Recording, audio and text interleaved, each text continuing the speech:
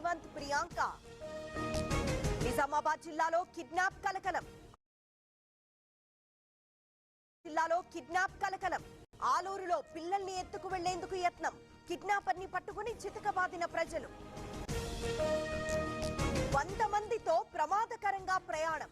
AP Odisha మార్గంలో private travels అరాచకం. సంగీత travels bus ని సీజ్ చేసిన పోలీసులు.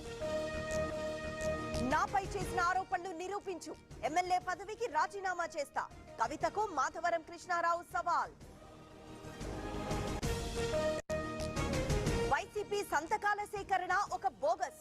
11 సీట్లకు ఎందుకు దిగజారారో తెలుసుకోండి. అభివృద్ధిలో విశాఖ దూసుకుపోతోందన్న వాసం శెట్టి. తెలుగు రాష్ట్రాల్లో 20,000కు పైన జంటలకు మాతృత్వ కలలను సాకారం చేసిన 49 ఫర్టిలిటీ సెంటర్ మీకు అందిస్తుంది.